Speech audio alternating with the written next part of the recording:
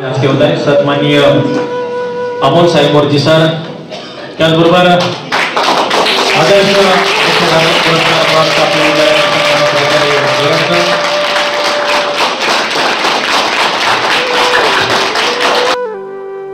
या देवी सर्व भूतेषु विद्यारूपेण संस्थिता नमस्सत्सै नमस्सत्सै नमस्सत्सै। कमळाच्या पुष्पावर विराजमान देवी देते ज्ञानाचा सागर आणि म्हणे अगदी खऱ्या अर्थाने ज्याप्रमाणे कमळ फुलते त्याप्रमाणे तुमचं आयुष्य फुलल्याशिवाय राहणार नाही।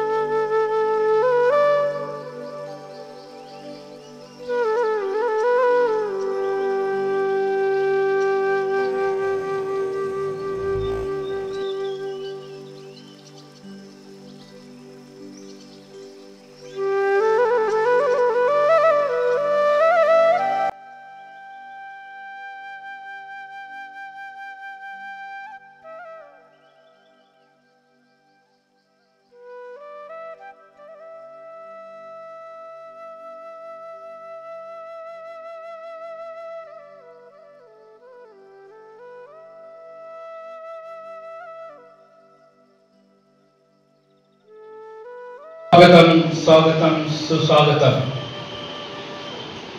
पाहुण्यांच्या आगमनाने हर्ष झाला मनमंदिरात, पाहुण्यांच्या आगमनाने हर्ष झाला मनमंदिरात, करीतो प्रेम भावे आपले स्वागत हे विद्या मंदिरात, स्वागत हे विद्या मंदिरात। हर्ष उल्हास आणि आनंदाने स्वागत सर्व मान्यवरांचे, हर्ष उल्हास आणि आनंदाने स्वागत सर्व मान्यवरांचे। सोहळ्याच्या या शुभ समयी गाणी गातो स्वागताचे, एकदा जोरदार टाळ्यांच्या गजरामध्ये उपस्थित पालक बंधू, त्याचबरोबर आजच्या या कार्यक्रमाचे प्रमुख पाहुणे, मंचावर उपस्थित असलेले सन्माननीय श्री अमोल जालिंदर सांबर, पारोडी तालुका आष्टी जिल्हा बीड येथून आलेले हे मान्यवर,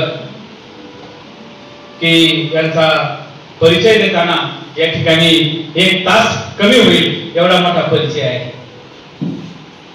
त्यांच्या हस्ते आपण हा स्पर्धा परीक्षा कार्यक्रमाचा उद्घाटन समारंभ ठेवलाय। असे हे मान्यवरांची ओळख जर करून द्यायला गेलो तर मी शॉर्ट मध्ये फक्त सांगतो की आपल्या अहिल्यानगर शहरामध्ये जवळजवळ 35 वर्षापासून संचालक master mind academy, career academy बालिका रोडला आहे, तुम्हाला सगळ्यांना माहिती आहे। त्या अकॅडमीमध्ये ते अनेक स्पर्धा परीक्षांचे विद्यार्थी घडवत असतात। त्याचबरोबर IAS हे ऍप आहे, छोटे छोटे IAS, ज्या ऍप मधून जेवढ्या शालेय स्पर्धा परीक्षा होतात 5वी ते 8वी पर्यंतच्या, त्या शालेय स्पर्धा परीक्षांना मार्गदर्शन करण्याचं काम हे सर करत आहेत। ते अध्यक्ष आहेत कृती फाउंडेशनचे, की त्या फाउंडेशन मार्फत सामाजिक काम करणाऱ्या समाजातील मान्यवरांना दिला जातो। आणि सर्वात उल्लेखनीय बाब म्हणजे 2017चा त्या काळात होता।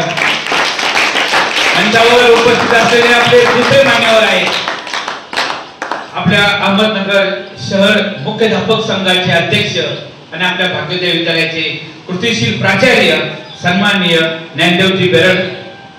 त्याचबरोबर या ठिकाणी उपस्थित आहेत आपल्या रेणुका माता विद्यालयाचे मुख्याध्यापक श्री नरोडे सर, आपल्या ज्युनियर कॉलेजचे विभाग प्रमुख श्री डॉक्टर कदम सर, आपले सूत्रसंचालन करणारे आपले हिंदीचे अध्यापक माननीय श्री पांडुळे सर आणि उपस्थित सर्व पालक बंधू आणि विद्यार्थी मित्रांनो,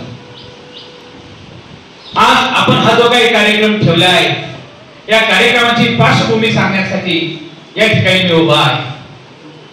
का आज ह्या 11वीच्या विद्यार्थ्यांचा 11वीचे विद्यार्थी कालच आले ह्या विद्यालयामध्ये. हे विद्यालय म्हणजे अनुशासन, प्रतिष्ठा. 12वीच्या 10वीच्या विद्यार्थ्यांनी 11वीच्या विद्यार्थ्यांना दाखवलं पाहिजे. आणि म्हणून ह्या 12वीचे विद्यार्थी जे आहेत, जे 10वीचे विद्यार्थी आहेत,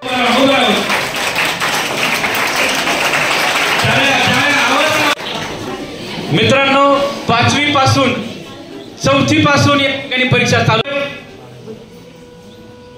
5वीला स्कॉलरशिप आहे आणि हाच हेतू ठेवून आपल्या सन्माननीय प्राचार्य साहेबांनी काही इतर जे जमलेले विद्यार्थी आहेत त्या तळागाळातील, ग्रामीण भागातील, मध्यम वर्गातील गरीब सन्माननीय प्राचार्य साहेबांनी आपल्या ग्रंथालयामध्ये या ठिकाणी स्पर्धा परीक्षेचे पुस्तक सुद्धा या ठिकाणी आणलेले आहेत. मित्रांनो हे युग स्पर्धा परीक्षेचं आहे आणि 11वीचं वेलकम समारंभ या कार्यक्रमासाठी जे पालक या ठिकाणी उपस्थित राहिले त्या पालकांसाठी सुद्धा एकदा जोरदार टाळ्या वाजवा.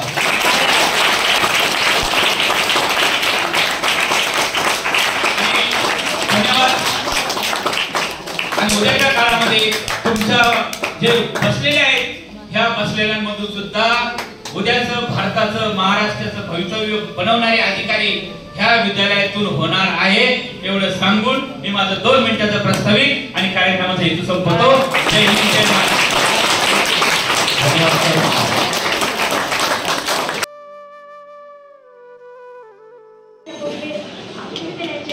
मुख्याध्यापक बेगड सर आणि 11वीचे सर्व पालक यांचे स्वागत करत आहे. आज आपण इथे जमलेलो आहोत आपल्या नवीन विद्यालयाचे प्रवेश घेणाऱ्या 11वी विद्यार्थ्यांचे स्वागत करण्यासाठी.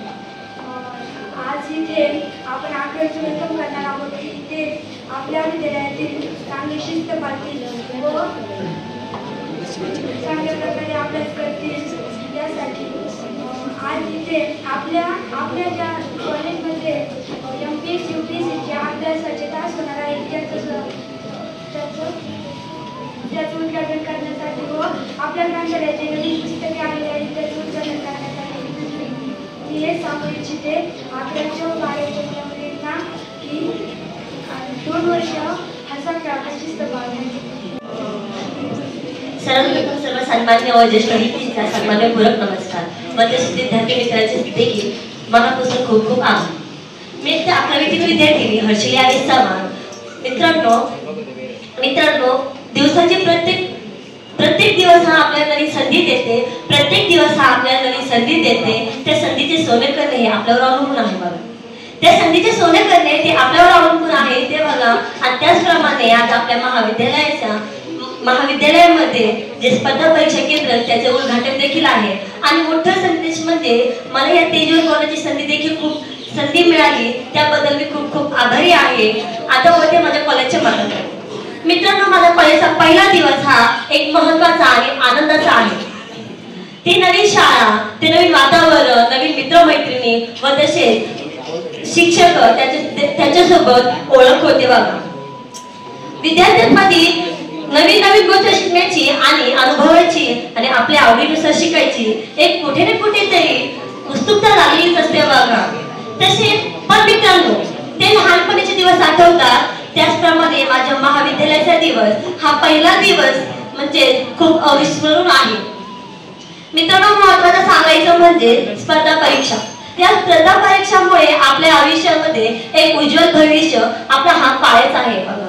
त्याच्यामुळे आपल्या शिक्षकांनी आपल्या आतापासून तयारी करून घेत आहे. त्याच्यामुळे कोणी या IPS UPSCच्या परीक्षा नक्कीच देतील आणि या शाळेचं मोठे नाव नक्कीच करेल. त्याच्या आयुष्याचं भव्य भविष्य या शाळेमधून घडवत आहे. धन्यवाद.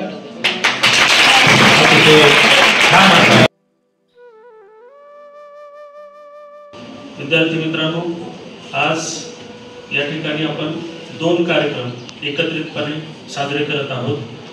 या कार्यक्रमाच्या निमित्ताने व्यासपीठावर उपस्थित आमचे सर्वांचे मित्र मास्टरमाइंड करिअर अकॅडमीचे संचालक आदरणीय श्री सायंबर सर, त्याचबरोबर आमचे मार्गदर्शक आणि उपक्रमशील प्राचार्य श्री बेरड सर, रेणुका माता प्राथमिक विद्यालयाचे मुख्याध्यापक आदरणीय श्री नरवडे सर, माझे सहकारी मित्र श्री कांडेकर सर, भोले सर, पानोळे सर या ठिकाणी उपस्थित इयत्ता 11वीचे पालक बंधू भगिनी, खरं तर ज्यांच्या वतीनं या कार्यक्रमाचं आयोजन होतंय असे 12वीचे विद्यार्थी आणि ज्यांच्यासाठी खरं तर या कार्यक्रमाचं आयोजन प्रयोजन आहे असे 11वीचे नव्यानं प्रवेश घेतलेले आणि कालपासून ज्यांचं कॉलेज खऱ्या अर्थाने सुरू झालंय असे 11वीचे लाडके बोंडस विद्यार्थी. जाणीवपूर्वक शब्द वापरतोय मी, काही गोष्टी क्लिअर करणारे म्हणून चांगले शब्द बोलायचे असतात. विद्यार्थी मित्रांनो, आपल्या कॉलेजची अगदी स्थापनेपासूनची म्हणजे 2000 सालापासूनची एक परंपरा राहिलेली आहे की प्रत्येक शैक्षणिक वर्षाच्या सुरुवातीला 12वीचे विद्यार्थी नवीन येणाऱ्या 11वीच्या विद्यार्थ्यांचं स्वागत करतात आणि ज्यावेळी बॅच संपते शैक्षणिक वर्षाच्या शेवटी 11वीचे विद्यार्थी 12वीच्या विद्यार्थ्यांना शुभेच्छा देऊन परीक्षेसाठी निरोप देतात. आणि ही परंपरा आज 25 वर्ष झाली, आज देखील अखंडितपणे आदरणीय प्राचार्य श्री बेरड सर यांच्या मार्गदर्शनाखाली चालू आहे. आणि त्यामुळं या परंपरेचा भाग म्हणून खरं तर आज या कार्यक्रमाचं आयोजन या ठिकाणी आपण करत आहोत. प्रामुख्याने चालू वर्षी इयत्ता 10वीचा निकाल लवकर लागला, 12 मेलाच चालू वर्षी निकाल जाहीर झाला आणि सुरू झाली खरं तर आपल्या मनाची घुसमट, पालकांची घुसमट, एक गोंधळ. कारण आतापर्यंत 1ली ते 10वी पर्यंत सरळ चालू होतं, 1लीतून दुसरी, दुसरीतून तिसरी असं करत करत आपण 10वी पर्यंत आलो. पण 10वी नंतर खऱ्या अर्थाने आपल्या समोर बऱ्याच अशा वाटा होत्या. आर्ट्स होतं, कॉमर्स होतं, सायन्स होतं, पॉलिटेक्निक होतं, डिप्लोमा होतं, अशा बऱ्याच वाटा आपल्या समोर होत्या. आणि आपल्या मनामध्ये आपल्याच बरोबर आपल्या पालकांच्याही मनामध्ये एक संभ्रम होता की आता पुढे काय करायचं. हेच खरं आपलं मिशन ऍडमिशन होतं. ऑनलाईन पद्धतीनं चालू वर्षी ही जी प्रक्रिया आहे प्रवेशाची ती राबवली गेली आणि त्यामुळं दरवर्षी जे 1 जुलैला सुरू होत असतं आपलं कॉलेज, त्याला 21 जुलै उजाडला. म्हणजे जवळपास 21 दिवस आपलं कॉलेज उशिरा सुरू झालं. अर्थात ते आमच्याही हातात नव्हतं, अजून बरेचसे कॉलेज सुरू झाले नाही, तरी देखील मुलांचं नुकसान होऊ नये हा एक सकारात्मक दृष्टिकोन मनात ठेवून आदरणीय सरांनी बाकीचे कॉलेज अजून सुरू झाले नाहीत तरी देखील भाग्योदय कॉलेज मात्र कालपासून या ठिकाणी सुरू झालंय. आपण कला शाखेवर ठाम राहून आपल्या पाल्याचा आपल्या विद्यालयात कला शाखेला प्रवेश घ्यायचा आहे या विचारावर ठाम राहून आपलं जे मिशन ऍडमिशन 1-1.5 महिना चालू होतं ते या ठिकाणी थांबलं. खरं तर एक गोष्ट आवर्जून मी या ठिकाणी पालकांसमोर क्लिअर करेल की बऱ्याच जणांच्या मनात अजूनही संभ्रम असेल की आपला मुलगा कला शाखेत शिकतोय. काही मुलांनाही असा निर्णय निर्माण झालेला असेल की काही कला शाखेत शिकतो, खूप सोपी शाखा आहे, त्यात काही खूप अभ्यास नसतो किंवा त्यातून खूप काही करिअर संधी नसतात. पण पहिल्या दिवशी हा कार्यक्रम आयोजित करण्याचा हेतूच मुळात हा आहे की आपला जर असा गैरसमज असेल की कला शाखेला कुठलंही महत्त्व नाही तर तो कृपया काढून टाकावा. कारण कुठलीच विद्याशाखा, आर्ट्स असो, कॉमर्स असो, सायन्स असो किंवा इतर कुठली विद्याशाखा असो, कुठलीही विद्याशाखा कमी अगर जास्त महत्त्वाची नसते. प्रत्येक विद्याशाखेचं निश्चित असं महत्त्व ठरलेलं असतं, त्या त्या विषय गटानुसार ते महत्त्व असतं. फक्त एक संभ्रम असा निर्माण झाला आपल्या मनात की कला शाखा म्हणजे सोपी आहे आणि त्याच्यात कुठली करिअर संधी नाही. याच्या उलट आम्हाला करायचंय. खरं तर आमच्याकडे कला शाखा आहे, जे 11वी 12वीचे मुले कला शाखेतून शिकणार आहेत, पण कला शाखेतून शिकत असताना काय काय सेवा संधी उपलब्ध होऊ शकतात हे सांगण्याचा खरा मानस या ठिकाणी आजच्या कार्यक्रमातून तुम्हाला अधोरेखित झाल्याशिवाय राहणार नाही. सामान्यपणे आतापर्यंत 10वी पर्यंतचे जे आपलं शिक्षण होतं ते एका वर्गातून दुसऱ्या वर्गापर्यंतच होतं. पण 11वी 12वीकडे पाहत असताना तुम्हाला थोडंसं सजग होऊन, थोडंसं स्वतःच्या करिअरच्या दृष्टीने किंवा भविष्याच्या दृष्टिकोनातून जागरूक होऊन त्या शिक्षणाकडे पाहणं गरजेचं आहे. आतापर्यंत असं झालंय की आपण शाळेत येतोय, पालक पाठवतात, शाळेत शिकतोय, शिक्षक शिकवतात, ते ऐकतोय, जो अभ्यास सांगतायत तो आपण करतोय, तो करत होतो, तो परत आलेलो होतो, घरी गेलो, घरचे कामं सांगतात ते केलेत आपण. पण आता तसं नाहीये. आतापर्यंत आपण कुमार भारती होतो, आता युवक भारती झालोय. युवक या शब्दाला खूप महत्वाचा अर्थ आहे असं मला जाणीवपूर्वक वाटतं. युवक आहोत म्हणजे आपल्याला आपलं भवितव्य चांगल्या प्रकारे कळतं आणि जर आपण युवक आहोत तर आपल्याला आपल्या भवितव्याच्या दृष्टिकोनातून काहीतरी निर्णय घेणं किंवा काहीतरी मला जीवनात बनायचंय असं ठरवणं हे खूप महत्वाचं असणार आहे.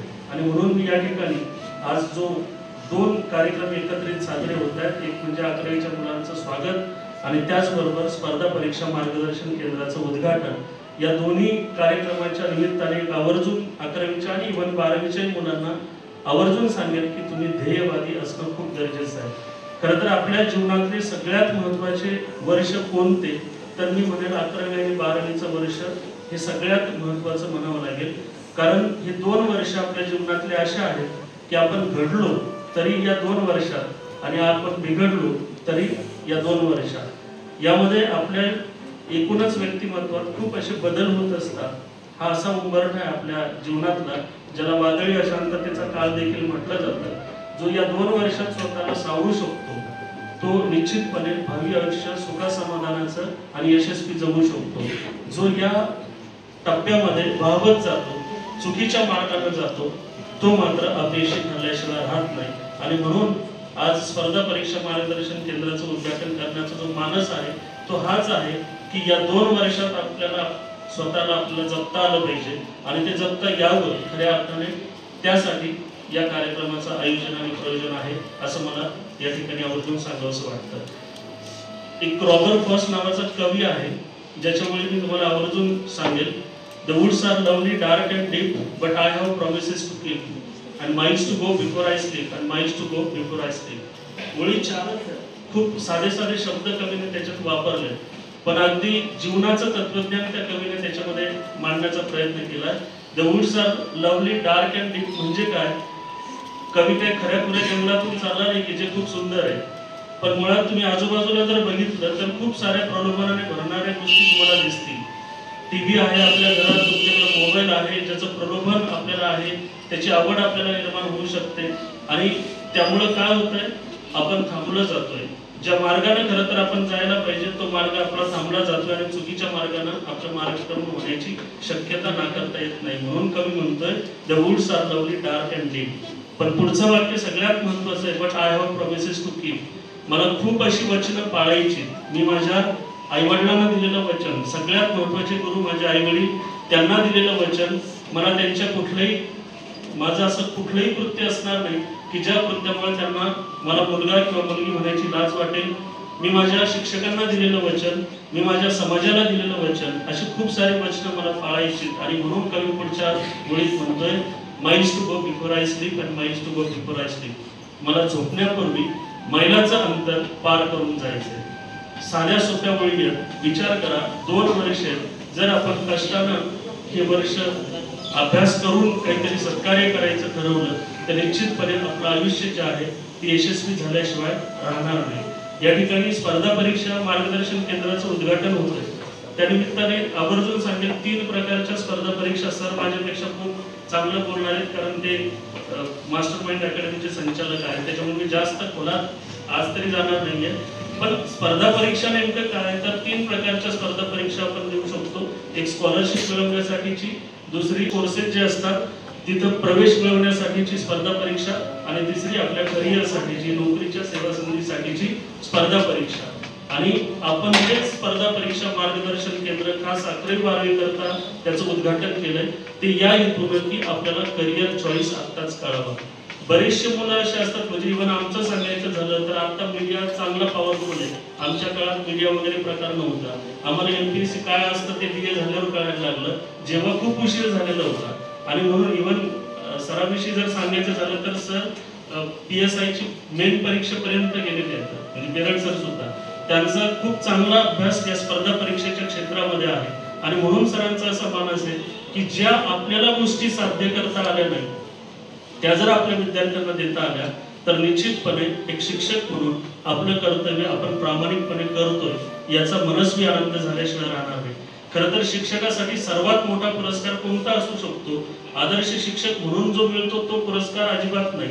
तर ज्यावेळी आमचे पुढे गेलेले मुलं, इथून शिकून गेलेले मुलं जेव्हा कुठेतरी चांगल्या हुद्द्यावर नोकरी करतात, स्पर्धा परीक्षेच्या माध्यमातून काहीतरी कर्तृत्व गाजवतात आणि पुन्हा येऊन आम्हाला सांगतात की सर तुम्ही आज सांगितलेलं होतं आणि निश्चितपणे त्यामुळे मला माझ्या जीवनात यश मिळालं. आणि हे ज्यावेळी सांगतात तो खरा आमच्या सर्व शिक्षकांच्या दृष्टिकोनातून पुरस्कार आहे असं मला प्रकर्षाने सांगावंसं वाटतं. खरं तर स्वागत होतं 11वीच्या मुलांचं, पण एक गोष्ट आवर्जून सांगतो, स्वागत कुणाचं होतं? जे स्पेशल असतात त्यांचं स्वागत होतं. म्हणजे थोडक्यात आमच्यासाठी, आमच्या इथल्या एकूणच्या एक शिक्षकासाठी तुम्ही सर्व मुलं स्पेशल आहात आणि म्हणून तुमचं या ठिकाणी स्वागत आहे. पण स्वागत करतोय याचा अर्थ तुमची जबाबदारी अजिबात नाही असं नाही. जिथं आपलं स्वागत होतं तिथं आवर्जून आपली जबाबदारी त्या ठिकाणी वाढते. इथं तुम्ही आले, तुमची डिटेल माहिती असणार आहे, ज्या दिवशी नाही आले का नाही आले हे सुद्धा इथं विचारलं जाणार आहे. म्हणजेच अगदी इत्यंभूत माहिती तुमच्याविषयी या ठिकाणी ठेवली जाणार आहे. आणि त्यामुळं एका बाजूने असं वाटेल तुम्हाला स्वागत होत आहे, पण दुसऱ्या बाजूने तुमची जबाबदारी खूप वाढलेली असणार आहे.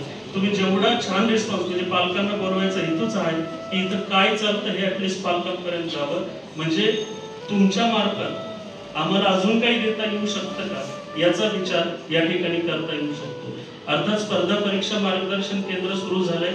वेगवेगळ्या पदांची माहिती इथून पुढे या दरम्यानच्या काळात आपल्या मुलाला मिळणार आहे. एमपीएससी मार्फत कोणती पदं भरतात, त्याची अर्हता काय, पात्रता काय, यूपीएससी ची पदं कोणती, स्टाफ सिलेक्शनची कोणती, ही सगळी माहिती तुम्हाला या 2 वर्षाच्या काळात मिळेल. हे करत असताना आपल्याला आणखी एक आवर्जून लक्षात ठेवावं लागेल की हे सगळं हार्डवर्कचा भाग आहे. म्हणजे there is no shortcut to success. यशाला कुठला शॉर्टकट नसतो. खूप कष्ट करावे लागणार आहेत, प्रचंड कष्ट आहे त्याच्यात. आणि जो विद्यार्थी हे कष्ट करण्याची तयारी ठेवेल, तुमच्याकडे 5 वर्षात जवळपास इथले 2 वर्ष आणि डिग्रीचे 3 वर्ष, एवढ्या 5 वर्षाच्या काळात जो विद्यार्थी प्रचंड कष्ट करण्याची जिद्द ठेवेल, चिकाटी ठेवेल, निश्चितपणे तो विद्यार्थी यशस्वी झाल्याशिवाय राहणार नाही. एक आवर्जून उल्लेख या ठिकाणी करेल, जास्त बोलणार नाही, की खूप सारे संकट आपल्या जीवनात येतात. अशा वेळी असं कदाचित वाटेल, अभ्यास करता करता किती अभ्यास करायचा, वैतागलोय अक्षरशः. ज्यावेळी असा वैताग वाटेल, ज्यावेळी त्रास झाला असं वाटेल, त्यावेळी सुधीर भटाची गझल ऐकायची, छान गायची आणि परत नव्या जोमानं कामाला लागायचं. सुधीर भट म्हणतात की विजलो जरी आज मी तो माझा अंत नाही, पेटेल उद्या नव्याने हे सामर्थ्य नाशिवंत नाही. येतील वादळे, खेटेल तुफान, तरीही वाट चालतो मी, अडथळ्यांना भिवून अडखळणे पावलांना पसंत नाही. माझी झोपडी जाळण्याचे झाले तर काही कथावे, जळेल ती झोपडी माझी अशी आग ती ज्वलंत नाही. विजलो जरी आज मी हा माझा अंत नाही. स्वतःला नेहमी सांगत राहा की कुठलंही संकट आलं तर मी तेवढ्याच खंबीरतेने उभं राहील. फिनिक्स पक्षाप्रमाणे आपलं आयुष्य उजळून निघावं अशी मी या ठिकाणी या कार्यक्रमाच्या प्रसंगी अपेक्षा आपल्या सर्वांकडून व्यक्त करतो. पुनश्च एकदा 11वीच्या नवीन प्रवेशित विद्यार्थ्यांचं हार्दिक असं स्वागत या ठिकाणी करतो आणि थांबतो. अतिशय छान असा मनोबल या ठिकाणी कदम सरांनी व्यक्त केलाय की जीवन नाही आणि अपयशाने कधी खचून जायचं नाही, तर पुन्हा जोमाने कामाला लागायचं. एक नवीन प्रेरणा आपल्या मनामध्ये सरांमुळे निर्माण झाली आहे. यानंतर अतिथी मनोगत होईल. मास्टर माइंडचे संचालक आदरणीय अमोलजी सायबर सर यांना मी विनंती करतो की त्यांनी आपलं या ठिकाणी मनोगत व्यक्त करावं. ज्या विद्यालयामध्ये अनेक विद्यार्थ्यांच्या भाग्याचा उदय झाला, अशा या भाग्योदय विद्यालयामध्ये आज आपण 2 कार्यक्रम घेतोय. एक म्हणजे 11वीच्या विद्यार्थ्यांचा स्वागत समारंभ आणि दुसरं म्हणजे स्पर्धा परीक्षा केंद्राचे उद्घाटन. आपल्या या विद्यालयामध्ये उपक्रमशील प्राचार्य आदरणीय बेरड सर, त्याचप्रमाणे रेणुका माता प्रायमरी स्कूलचे प्राचार्य आदरणीय नरवडे सर, 11वी-12वी विभाग प्रमुख आदरणीय कदम सर, त्याचप्रमाणे या विद्यालयामध्ये कार्यरत असणारे Bhole sir, Pandule sir, Kandekar sir, त्याचप्रमाणे त्यांचा सर्व स्टाफ. या खरं तर यांनी अनेक विद्यार्थ्यांना जगण्यासाठी आधार दिलाय, जिंकण्यासाठी आत्मविश्वास जागवला, कर्तृत्वाच्या आकाशात उंच भरारी घेण्यासाठी पंखांमध्ये बळ दिलं, असा हा असणारा शिक्षक वृंद आहे. आणि तुम्हाला सर्वात पहिल्यांदा मी 11वीत प्रवेश घेणाऱ्या विद्यार्थ्यांचं या ठिकाणी मनापासून अभिनंदन करीन की तुम्ही अशा या विद्यालयामध्ये या ठिकाणी प्रवेश घेतलेला आहे. आणि ज्यांच्यासाठी हा कार्यक्रम आयोजित केलेला आहे हे सगळे जण इथं समोर बसलेले आहेत. बरेच जण का नाही अडचणींनी थोडंसं अवघडल्यासारखं होतंय ना.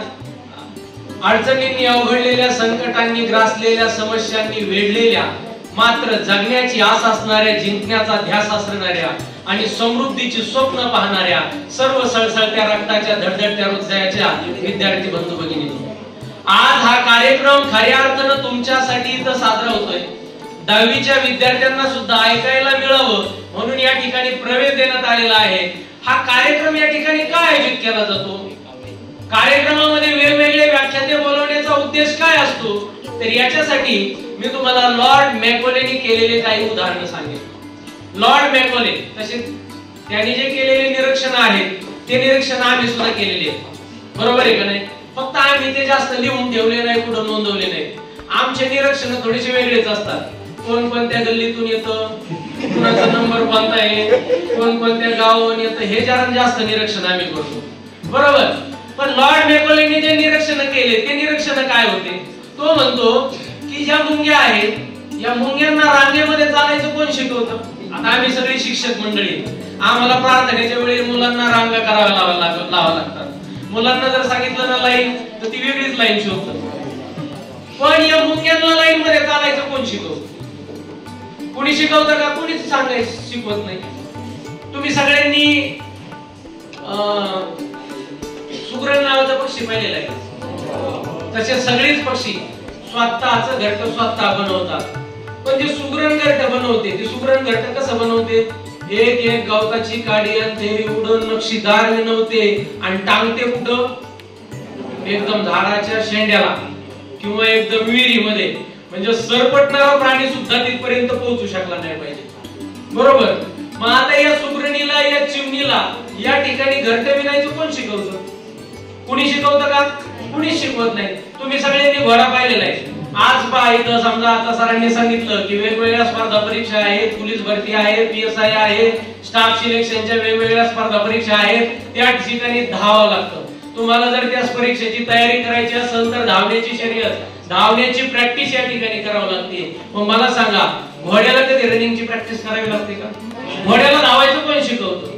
कुठल्याही हत्तीला वजन उचलायचं कोण शिकवतं? कोणताही प्राणी जर पाण्यामध्ये पडला तर तो अगदी सहज पोहून बाहेर येतो. मग या प्राण्यांना पोहायचं कुठं ट्रेनिंग दिलं जातं? आज बघा, आज आम्ही माणसं आहेत, आम्हाला जर घर बांधायचं झालं तर आम्ही काय करतो? पहिले ते आपल्याला आर्किटेक्ट बोलावं लागतो, आर्किटेक्ट इंजिनियर कडून आपल्याला प्लॅन काढावा लागतो. नंतर RCC इंजिनियर बोलावं लागतो. RCC इंजिनियरला विचारावं लागतं किती वाळू, किती सिमेंट, किती खडी, किती लोखंड. मग हे सगळं करून मग आपल्याला बांधायला वेगळेच माणसं बोलावं लागतात. मग आम्ही घर बांधतो. मग या सुगरणीला ही पण त्या आर्किटेक्ट कॉलेजमध्ये गेली होती का? या सगळ्या निरीक्षणावरून आपण काय लक्षात घ्यायचं? या सगळ्या निरीक्षणावरून आपल्या एक लक्षात येतं की देवाने प्रत्येक प्राण्याला जन्माला घालत असताना त्याच्या अंगी काही उपजत गुण दिलेले. त्या उपजत गुणांच्या द्वारे तो आयुष्यभर कसं जगायचं आणि कसं वागायचं ते ठरवतो. मात्र माणसाला हे उपजत गुण दिले नाहीत. माणसाला याच्या बदल्यात देवाने 2 गोष्टी दिल्या. काय? एक दिली ती म्हणजे वाचा. वाचा फक्त माणसालाच आहे. आपल्या मनातील भावना आपण बोलून व्यक्त करू शकतो. आपल्या मनातील विचार आपण शब्दामध्ये मांडू शकतो. ठिकाणी ज्ञान द्यायला सुरू करतील ते तुझे पहिले गुरु असतील. त्यानंतर तू भाग्योदय विद्यालयामध्ये जा, तिथं तुला बेरड सर भेटतील, होले सर भेटतील, कांडेकर सर भेटतील. ते गेल्याच्या नंतर तुम्हाला या ठिकाणी ज्ञान द्यायला सुरुवात करतील ते तुझे दुसरे गुरु असतील. आणि त्याच्यानंतर तू समाजामध्ये जा, या समाजाकडून तू बऱ्याचशा गोष्टी शिकणार आहे. आणि या गोष्टी तुम्हाला या ठिकाणी त्याच्यानंतर ती बुद्धी जी आहे ती बुद्धी त्या बुद्धीमध्ये वाढ होईल. आपल्याला हा कार्यक्रम आयोजित करण्याच्या मागचा हाच उद्देश आहे की तुमची जी बुद्धी आहे ती तुमची बुद्धी वाढली पाहिजे, तुमच्या बुद्धीमध्ये विकास झाला पाहिजे. या उद्देशाने आजचा कार्यक्रम आयोजित केलेला आहे. मित्रांनो, आता स्पर्धा परीक्षा केंद्राचं उद्घाटन आहे, बरोबर आहे का नाही? स्पर्धा हा शब्द खूप या ठिकाणी काही सांगून जातो. स्पर्धा सांगण्यासाठी मी तुम्हाला थोडस इतिहासामध्ये नेतो. तुमच्या जन्माच्या आसपासच्या कालखंडामध्ये नेतो. कारण काय, भविष्याचा जर आपल्याला वेध घ्यायचा असेल तर भूतकाळातून काहीतरी बोध घेतला पाहिजे. भूतकाळातून जर बोध घेतलाच नाही तर भविष्याचा वेध घेऊ शकत नाही. आता जर पाठीमागे जर 10-20 वर्ष गेलो तर 10-20 वर्षापूर्वीचा जर कालखंड आपण डोळ्यासमोर आणला तर प्रत्येक क्षेत्र कसं होतं हे तुम्हाला सांगतो. तुम्ही सगळे या ठिकाणी केडगाव या ठिकाणी जरी असले तरी ग्रामीण भागातले मुलं आहेत. इकडे सोनेवाडी इकडून येणारे मुलं, केडगावच्या इकडे नेप्तीकडून येणारी मुलं आहेत. म्हणजे तसा हा एवढा काय प्रगत मेट्रोपॉलिटन सिटी नाही आपली की जिथं ज्याला काहीच या ठिकाणी माहिती नाही. सगळ्यांनी या ठिकाणी सामान्य जीवन अनुभवलेलं आहे, बघितलेलं आहे. थोडंफार या ठिकाणी तुम्ही तुमच्या पालकांनी तरी अनुभवलेलं आहे, इथल्या सगळ्या शिक्षकांनी तर अनुभवलेलंच आहे. अगदी कोणत्याही क्षेत्र, आता तुमच्या स्टुडंट पासून सांगतो. कदम सरांनी थोडासा ओझरता उल्लेख घेतलेला आहे त्यांच्या मनोगतामध्ये की पहिली स्पर्धा परीक्षा कशी होती. अगदी विद्यार्थ्यांचं जीवन सांगायचं झालं तर विद्यार्थ्यांना 4थी पर्यंत गावात शाळा असायची जास्तीत जास्त. तुमचे सगळे शिक्षक आपल्याच गावामध्ये कोणाच्याही स्वतःच्या गावामध्ये 4थी पेक्षा जास्त शाळा नव्हती. 4थी पेक्षा जास्त शाळा जायचं म्हणलं तर कुठंतरी लांब गावी, बाहेर गावीच या ठिकाणी राहावं लागले. 5वीच्या पुढे जर शाळा, मला सुद्धा शाळा शिकताना आमच्या पारोडी पासून गोडक्याला पायी चालत जावं लागायचं. 5 किलोमीटर वरती शाळा होती. म्हणजे शाळा या कधीच या ठिकाणी, आमच्या आधीच्या काळात तर तालुक्याच्याच गावाला शाळा होत्या. मोठ्या मोठ्या शाळा या ठिकाणी शाळाच नव्हत्या. म्हणजे या ठिकाणी शाळेत जरी जायचं म्हटलं तरी तुम्हाला 10 किलोमीटर, 5 किलोमीटर, 15 किलोमीटर लांब जावं लागायचं. तिथून रोज ये जा करावी लागायची. कुठल्याही सुख सोयी नव्हत्या, कुठलेही पुस्तकं नव्हते. म्हणजे आज तुम्हाला एखादी जर शंका आली, मी जर म्हणलं ना पोरांना तुम्हाला एक प्रश्न विचारतो, तुम्ही 5 मिनिटात उत्तर द्यायचं. पोरं म्हणते 5 मिनिटं कशाला पाहिजे सर? कोणता विचार, मी 1 मिनिटाच्या आत उत्तर देतो. कोणता प्रश्न विचारा, 1 मिनिटाच्या आत उत्तर देतो. कशामुळं? कारण तुम्हाला माहितीये गुगलला टाकलं ना, सर्च केलं की उत्तर भेटणारच. गुगल सर्च केलं की उत्तर भेटणारच आहे. पण ज्या वेळेस आम्हाला एखादी शंका यायची, अगोदरच्या काळात जर एखादी शंका आली तर लायब्ररीमध्ये जावं लागायचं. लायब्ररीमध्ये पुस्तक देखील मोजकेच होते. लायब्ररीमध्ये ते पुस्तक लायब्ररीला विचारायचं की हे पुस्तक कोणत्या पुस्तकात असू शकतं. लायब्ररीयन सांगणार ह्या पुस्तकात उचकून बघ. ते पुस्तक अख्खं वाचल्याच्या नंतर कळायचं ह्या पुस्तकात नाही. मग लायब्ररीयन सांगायचे दुसऱ्या पुस्तक उचक. त्या पुस्तकात वाचल्याच्या नंतर मग कळायचं याच्यात पण नाही. 3-4 पुस्तकं वाचून सुद्धा या ठिकाणी मनात आलेली शंका या ठिकाणी सॉल्व्ह होत नव्हती. शंकेचं निरसन या ठिकाणी होत नव्हतं. सरांनी सांगितलं की आम्हाला स्पर्धा परीक्षा नावाची जिन्नस असते. कधी कळालं? बीए झाल्यावर कळालं. बीए होईपर्यंत मी सांगतो ना, मला 10वी झाल्याच्या नंतर कळालं 3 साइड असतात, आर्ट्स, कॉमर्स, सायन्स.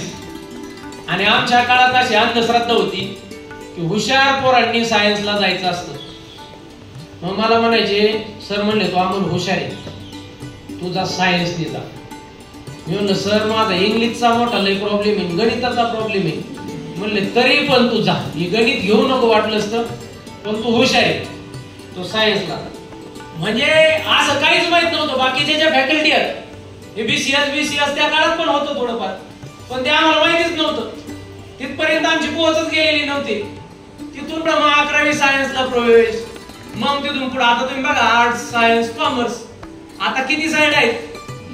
520 क्षेत्र आहेत तुम्हाला ज्याच्यात तुम्ही करिअर करू शकता. किती? 520 क्षेत्रामध्ये तुम्ही तुमचं करिअर करू शकता. आपल्याला 4 आणि 5 आणि 8 आणि 10 नाही, खूप सारे क्षेत्र आहेत की ज्याच्यामध्ये तुम्ही तुमचं करिअर करू शकता, पण हे माहितीच नव्हते. 10वीतून 12वीला गेला का गेला? काय नाही, मी पोरं जातात म्हणून गेला. 12वीतून 13वीला काय नाही, पुढे जावं. शिकत शिकत शिकत कुठलं ध्येय नाही, कुठलंच काय नाही, असं पुढं पुढं पुढं पुढं गेलो. आणि या ठिकाणी परिस्थितीने जसं घडवलं तसं या ठिकाणी घडत गेले. कुठलंच टार्गेट मनामध्ये, कुठलं ध्येय नाही, कुणी कधी मार्गदर्शन केलं नाही. आमच्या सरांनी फक्त सांगितलं म्हणून सायन्सला गेलो. आज तुम्हाला मात्र तुमच्या समोर ही परिस्थिती नाही. विद्यार्थ्यांच्या बाबतीत आता किती गोष्टी बदलल्यात, बरोबर? प्रत्येक जण शाळेत जाताना कोणालाही चप्पल नसायची, स्लीपर चप्पल होती बा पॅरेगॉन, तिच्या मागल्या टाचा सगळ्या निघून गेलेल्या असायच्या, फक्त पुढं अंगठ्यापाशी 3 तास बेल्ट निघायचा, त्याचा पट्टा निघायचा तुटून खालून, त्याच्यात मध्ये खेळा नाही तर तार फासलेली असायची.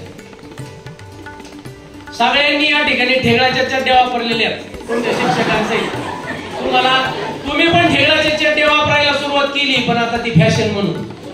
तुमच्या चड्ड्या फाटलेल्या असतात तिथं जीन्स बीन्स, पण त्या फॅशन म्हणून. आमच्या काळात ती फॅशन नव्हती, आमच्या काळात ती परिस्थिती होती. बऱ्याचशा पोरांनी तुमच्या आई वडिलांनी नाही, त्यांच्या आई वडिलांनी पहा त्यांना पायजामे सुद्धा मिळत नसायचे, पट्ट्याचे पायजामे त्यांनी घातलेले आहेत. ही परिस्थिती कुणाची होती? ही मुलांची परिस्थिती.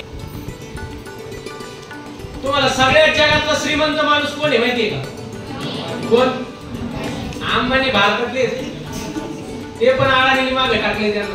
आता पुन्हा अडाणीचे शेअर घसरले म्हणून कदाचित अंबानी गेले असते वरती. जगात म्हणतोय मी,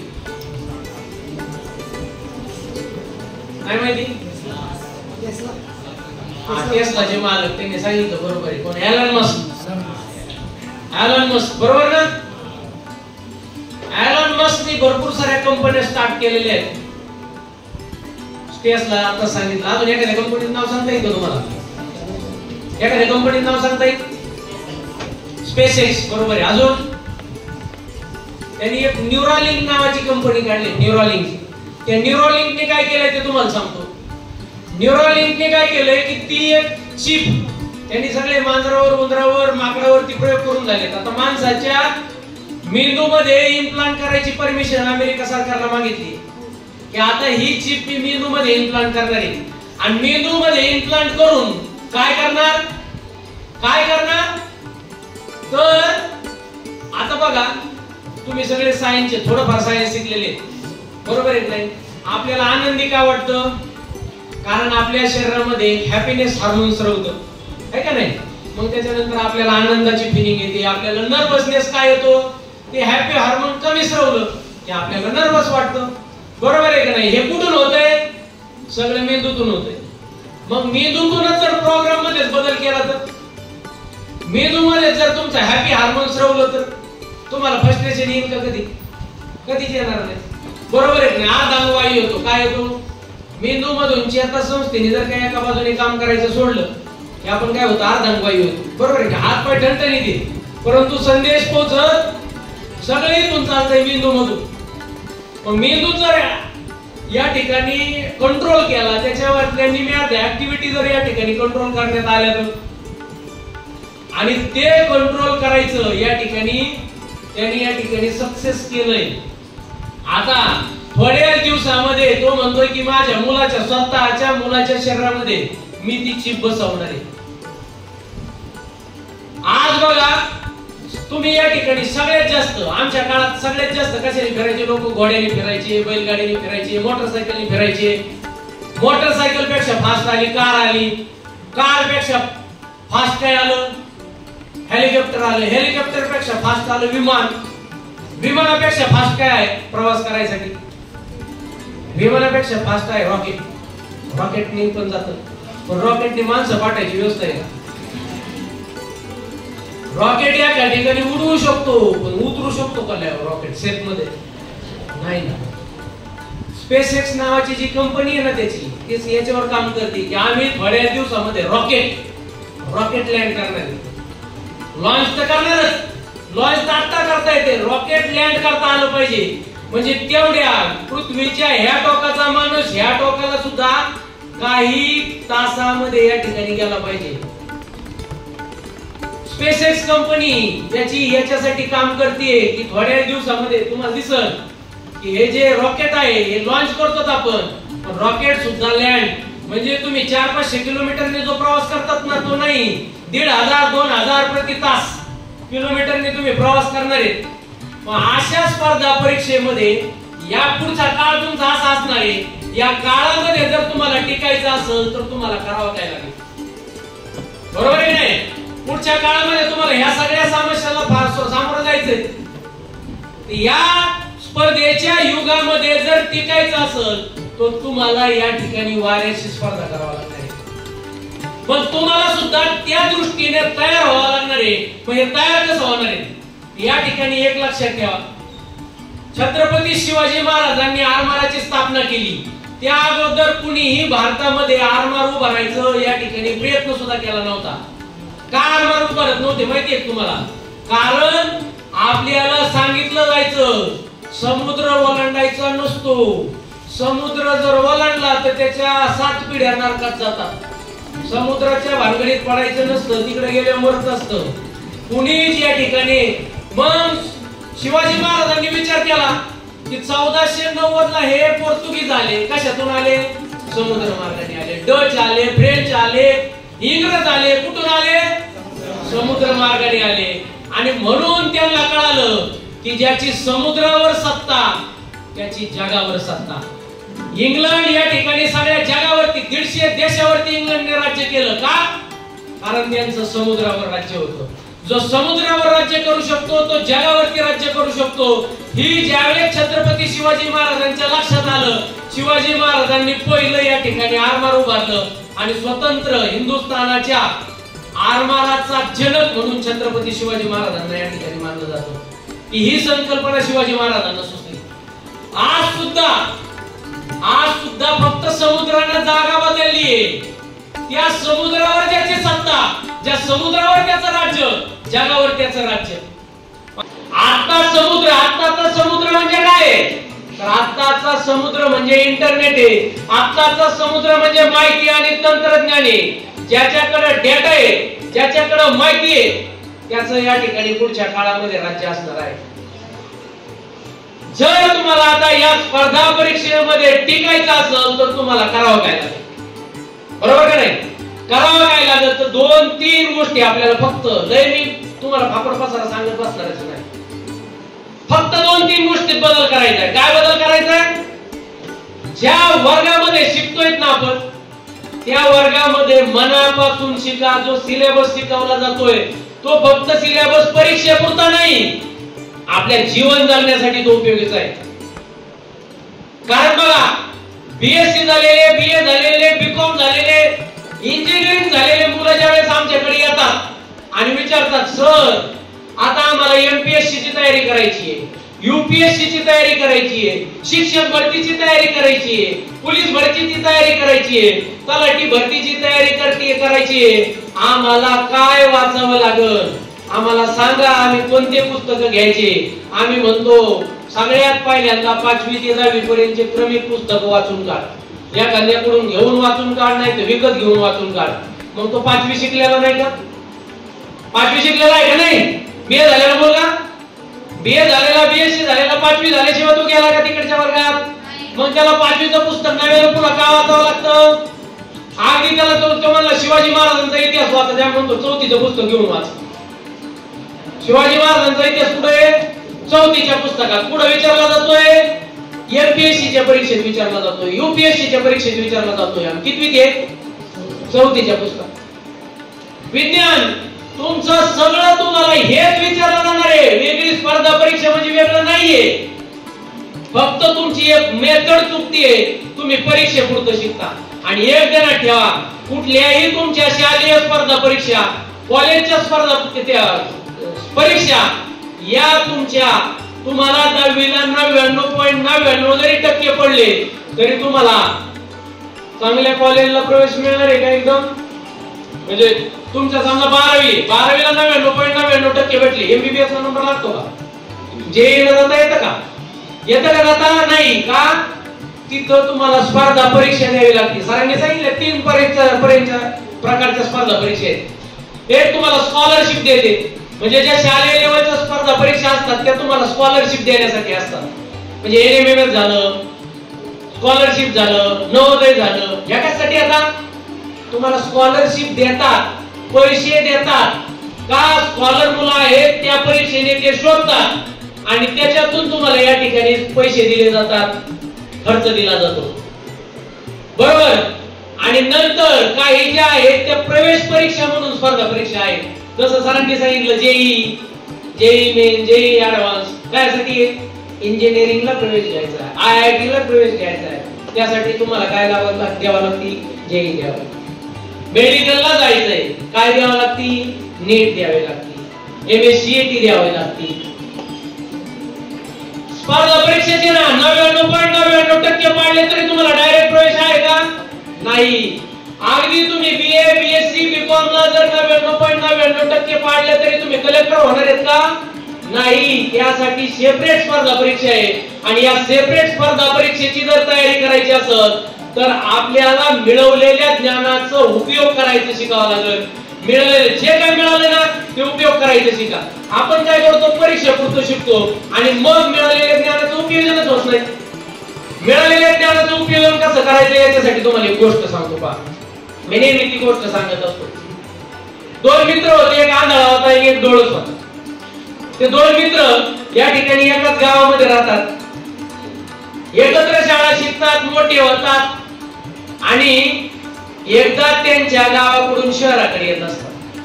अर्थातच गाडी कोण चालवत असणारे? डोळस मित्र. गाडी कोण चालवत असणारे? डोळस मित्र. आंधळा त्याच्या पाठीमागे बसलेला. थोडा अंतर चालल्याच्या नंतर तो डोळस मित्र एका ठिकाणी गाडी थांबवतो. गाडी थांबवल्यानंतर तो आंधळा मित्र विचारतो का गाडी थांबवली? त्यावर तो डोळस मित्र म्हणतो, काय नाही, बायकोनी येताना मला भाजीपाल्याला आणायचं सांगितलं होतं. या रस्त्याच्या काळाला एक भोपळ्याचं झाड आहे, त्याला अशी पोळी लसलशीत भोपळे लागलेले आहेत. याच्यावर काय कोणाचा अधिकार नाही, मी भोपळे आणतो आणि आपल्याला भाजी होती. आता असं म्हटल्याच्या नंतर तो आंधळा म्हणतो, अरे नको जाऊ तिकडं, ते भोपळे कडू आहे. आता हा डोळस मित्र म्हणतो, याला भोपळ्याचं झाड आहे हे तुझं मीच सांगितलं ना, मला अक्कल शिकवायला लागलाय की भोपळे कडू आहे. तो त्याला निग्लेक्ट करतो आणि त्या भोपळ्याकडे जातो. भोपळे तोडतो. तोडल्याच्या नंतर मनामध्ये एक शंका निर्माण झालेली आहे की कदाचित हे भोपळ्याचं झाड कडू तर नसेल, भोपळा कडू तर नसेल. तो भोपळा तोडतो आणि त्याची चव चाखतो. भोपळा कडू लागतो. त्याला वाटतं कदाचित हा भोपळा कडू आहे, कच्चा आहे, जरा कोवळा आहे म्हणून या ठिकाणी कडू लागला असेल.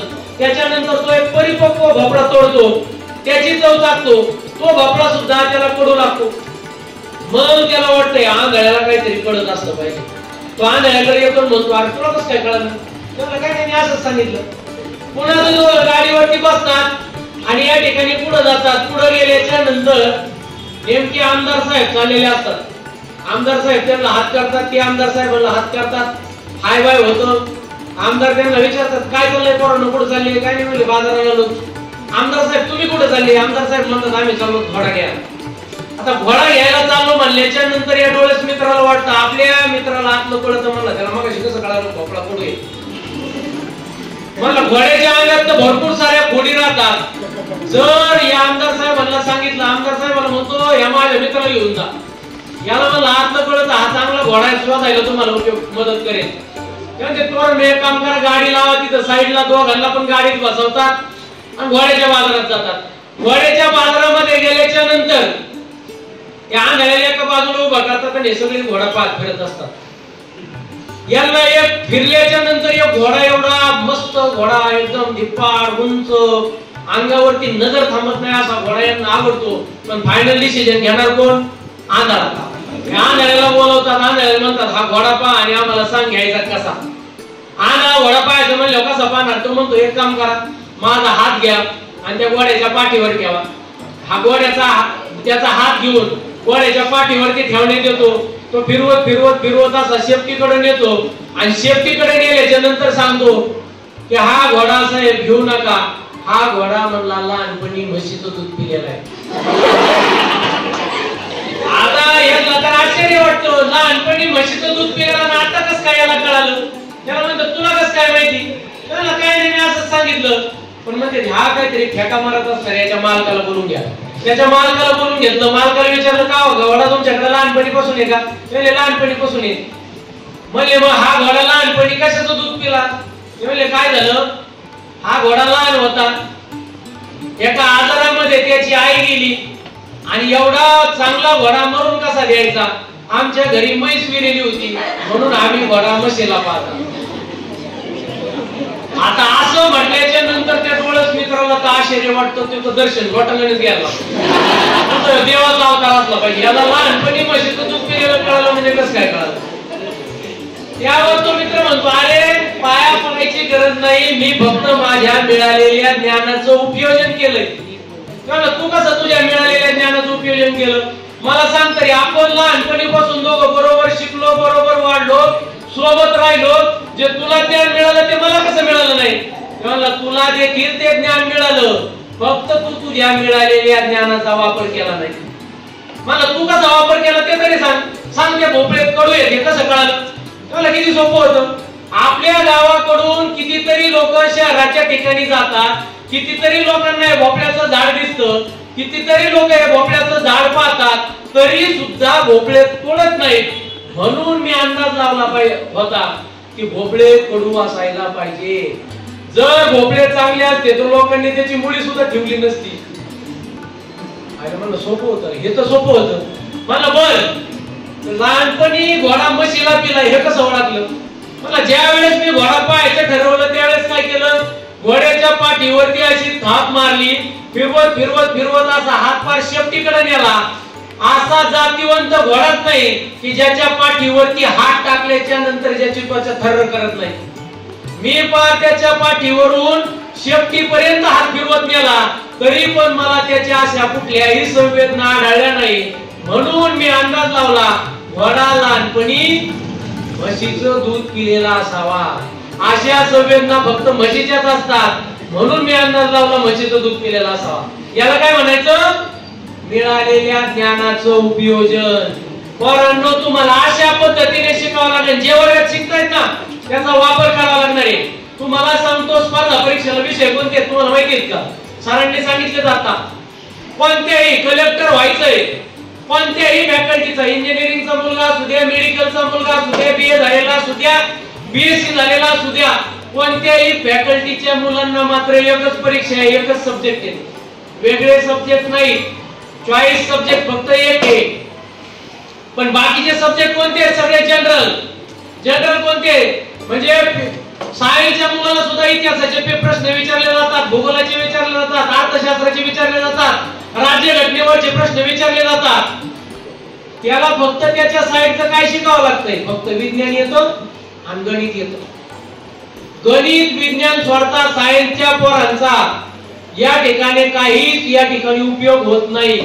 मग ते सायन्सचं पोरग त्याला इतिहास वाचावा लागतंय, भूगोल वाचावं लागतंय, अर्थशास्त्र, राज्यशास्त्र, चालू घडामोडी सगळं वाचून तुमच्या आधी सिलेक्ट होतं. सिलेक्ट होणाऱ्यांचा रेशो पाहिला का? जास्त पोरं या ठिकाणी सिलेक्शन झालेले जास्त पोरं कोणत्या फॅकल्टीचे सिलेक्शन होतात? सायन्स फॅकल्टीचे मुलं या ठिकाणी सिलेक्ट होतात. कशामुळं? त्यांना काही वेगळं शिकवलं जातं का तिकडे?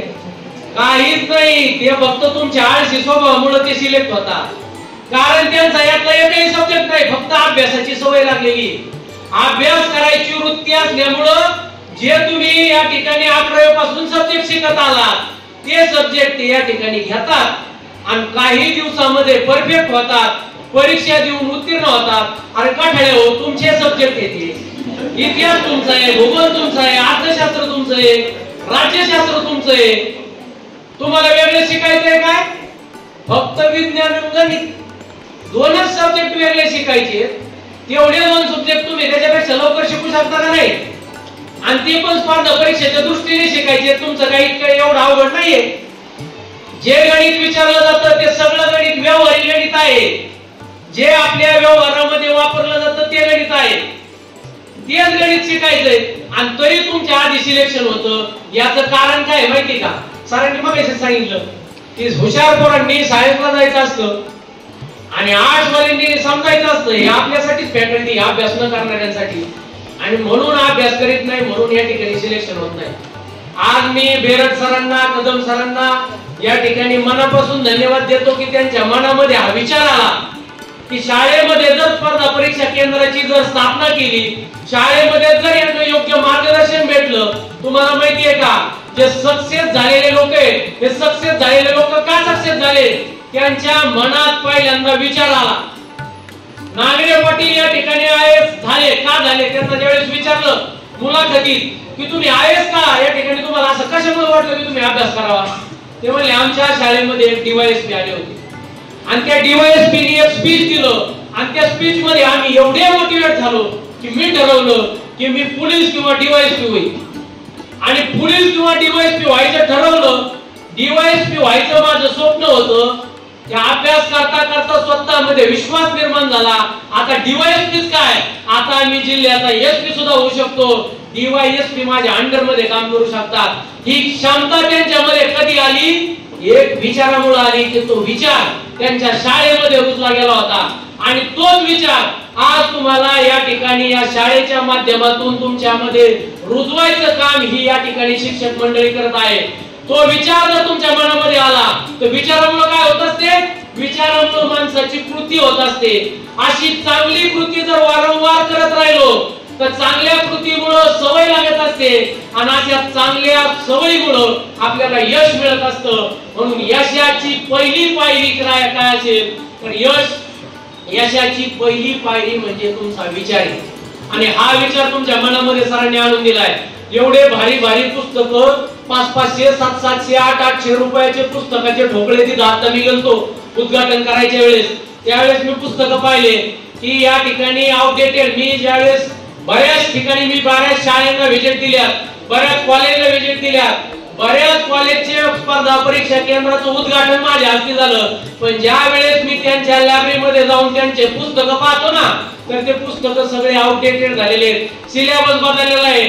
शिक्षक लोकांच्या काळामध्ये 15-20 वर्षापूर्वी घेतलेले पुस्तकं आजही तसेच या ठिकाणी लायब्ररीमध्ये पडून आहेत. परंतु सरांनी तो विचार केला नाही.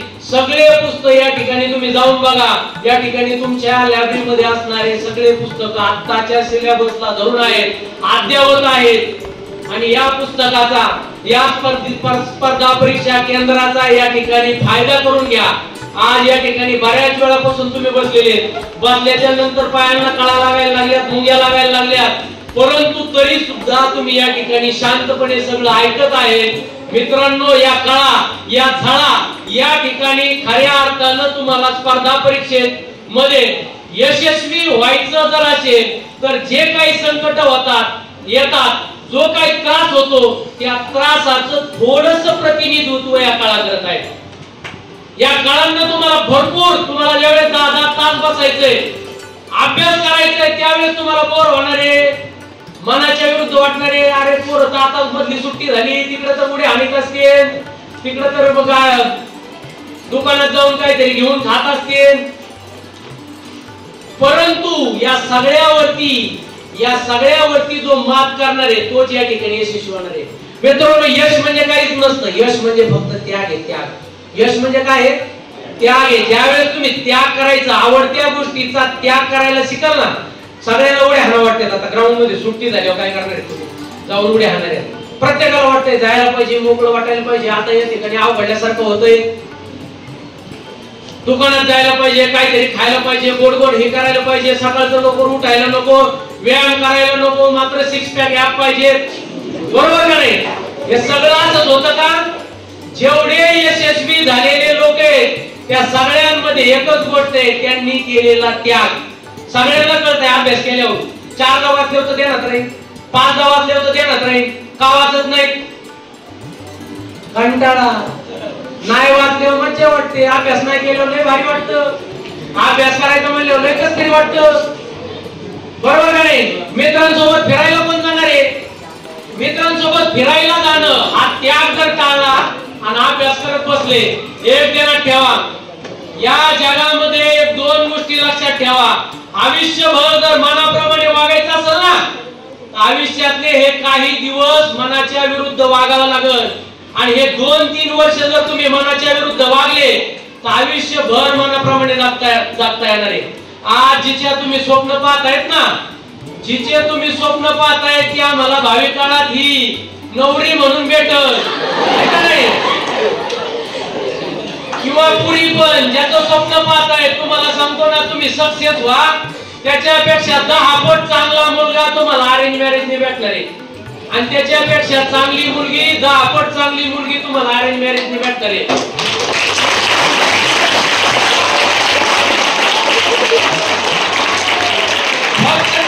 काय आयुष्यातले एवढे दिवस मनाच्या विरुद्ध वागायचंय. तुम्हाला सांगतो, हे वय सरांनी सांगितलं, तुम्ही किशोर अवस्थेतून युवक अवस्थेत आलात. पोंगाड अवस्था ही अवस्था सगळ्यात बेकार. या अवस्थेमध्ये सगळ्यांना चंगळवाद आवडतो. प्रत्येकाला वाटतं मित्र असावा, प्रत्येकाला वाटतं मैत्रीण असावी, प्रत्येकाला वाटतं हातात मोबाईल असावा, सोशल नेटवर्किंग असावी.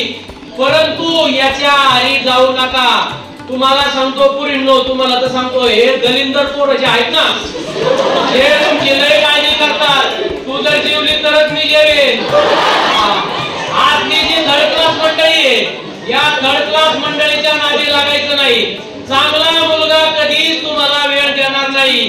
तो त्याच्या फ्युचरचा विचार करणार, तो त्याच्या अभ्यासाला, त्याच्या करिअरला या ठिकाणी वेळ देणार.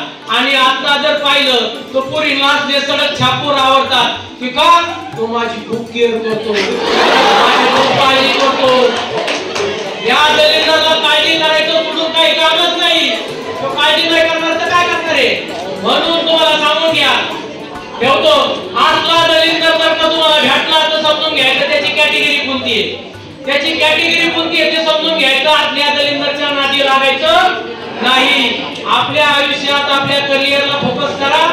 करिअरला फोकस केल्याच्या नंतर, आणि बऱ्याच जणांना असं जिम असेल, अभ्यास असेल, कधी पण आपला उद्यापासून असतो, कधी पण काय असतो. कारण आपल्या काळात आधुनिक कबीर झालेत. आणि आधुनिक कबीर काय सांगतात, आज करे सो कल, कल करे सो परसो, इतनी भी क्या जल्दी है रे जिंदगी है बरसो.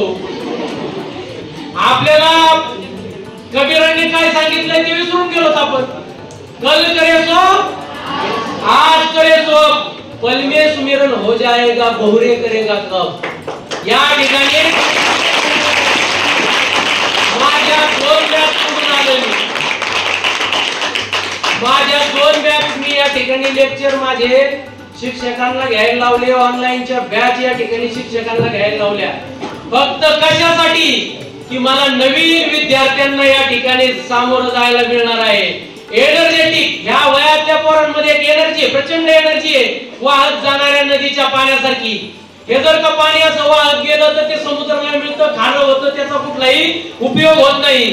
पण याच पाण्याला जर का योग्य ठिकाणी बांध घातला, याच पाण्याला जर का योग्य दिशा दिली, याच पाण्याला जर का अडवलं तर याच पाण्यापासून सोन्या मोत्याचं पीक होतं. तुमच्या तरुण वयातील ऊर्जेचं सुद्धा असंच आहे. या ऊर्जेला जर का योग्य ठिकाणी अडवलं, या ऊर्जेला जर का योग्य दिशा दिली तर या ऊर्जेपासून तुमच्या जीवनाचं सोनं झाल्याशिवाय राहणार नाही. आणि म्हणून तुमच्या जर माध्यमामधून तुम्ही जर माझ्या या ठिकाणी व्याख्यानापासून आजपासून ठरवलं की मला बदलायचंय, बदलण्यासाठी काय लागत नाही, एक विचार लागतोय, फक्त विचार. आजपासून ठरवा माझ्यामध्ये चांगलं काय आहे. आधी सगळ्यात पहिल्यांदा घरी जा, मोबाईलचं नरड लावा. नाही तर ते नाही बसून देत, मध्येच कोणाचा मिस कॉल येतोय, कोणा टिंग टिंग मध्येच वाजलं की लागलं काढलं, मोबाईलचे लागले चाळायला. म्हणून त्याचं नरड लावायचं. आणि नरड लावून एक काम करायचं. गेल्याच्या नंतर सगळ्यांसाठी होमवर्क असणार आहे. उद्या तुमचे सर, तुमचे शिक्षक, मग कांडेकर सर असतील, नरवडे सर असतील, कदम सर, सगळे सर तुमचे चेक करणार आहेत. काय करायचंय, एका बाजूला आपल्यामध्ये काय चांगलंय, आपल्यातले सुप्त गुण एका बाजूला लिहून काढायचे की कोणत्या गुणामुळे मला माझे शिक्षक चांगलं म्हणतात, कोणत्या गुणामुळे माझे आई वडील मला चांगलं म्हणतात, कोणत्या गुणामुळे माझे मित्रमंडळ मला चांगलं म्हणतात. आपल्यातले सुप्त गुण कोणते, ते सुप्त गुण आपल्याला शोधायचे. आणि सुप्त गुण हे प्रत्येकात असतात, प्रत्येकात असतात. काही गुण सुप्त, पण काहींचे मात्र राहतात आयुष्यभर गुप्त. त्या सुप्त गुणांना गुप्त न राहू देता ते समाजासमोर येणं गरजेचं आहे. म्हणून आपल्यातले सुप्त गुण एका पानावरती लिहून काढा. आपल्यातले दुर्गुण आपल्याला एक, आता जर मी वर्गात विचारलं ना की तुमच्यामध्ये 5 चांगले गुण कोणते आणि 5 वाईट गुण कोणते, उभा राहून सांगा. किती जण सांगता येईल सांगा बरं, करा बरोबर. असा तुमच्या वर्गात कोण आहे की जो स्वतःचे चांगले 5 गुण आणि स्वतःचे चांगले वाईट 5 गुण सांगू शकतो? कोणी आहे का? एक भेटणार नाही. आतापर्यंत मला इतक्या दिवसापासून व्याख्यान देतो, एक नाही भेटला. कारण आपल्याला आपल्याबद्दल विचार करायला एवढं वेळच नाही. आता हिला जर म्हणलं ना तुझी मैत्रिणी हिचे 5 गुण चांगले सांगेन 5 वाईट सांगते, म्हणजे 10 चांगले सांगते 10 वाईट सांगते. का? कारण तिने तिला जज केलंय. आपल्याला हा कसा आहे ती माहितीये, ती कशी आहे ती माहितीये, पण आपण कशी आहे आपल्याला माहिती, जगाला माहितीये पण आपल्याला माहिती. त्याच्यामुळं आपण स्वतःला ओळखलं पाहिजे. घरी जायचंय, स्वतःबद्दल विचार करायचा. आपण जन्माला का आलो, कशासाठी आलो, आपल्या जन्माचा उद्देश काय आहे? या जगाची लोकसंख्या 700 कोटी आहे. या 700 कोटी लोकांमध्ये तुम्हाला देवाने एकमेव बनवलंय, अद्वितीय बनवलंय. जगात कुणीच असा व्यक्ती नाही की जो हुबेहूब तुमच्यासारखा दिसतो, तुमच्यासारखा चालतो, तुमच्यासारखा बोलतो, तुमच्यासारखा दिसतो. एकमेव व्यक्ती ते जगामध्ये देवाने तुम्हाला बनवलंय. याची एडिशन पुन्हा दुसरी नाहीचे, जगात नाही, जगात सापडणार नाही. या 700 कोटी लोकांपेक्षा देवाने जर तुम्हाला वेगळं बनवलंय, तुम्हाला देवाने एवढं वेगळं बनवलंय, तर 700 कोटी लोकांच्या यशाचे आणि अपयशाचे फॉर्म्युले आपल्या बाबतीत जसेच्या तसे लागू पडू शकत नाही. म्हणून आपण एकमेव आहेत, आपण अद्वितीय आहेत, आपण सगळ्यापेक्षा वेगळे आहेत. जे 700 कोटी लोक करू शकत नाहीत ते आपण करू शकतो.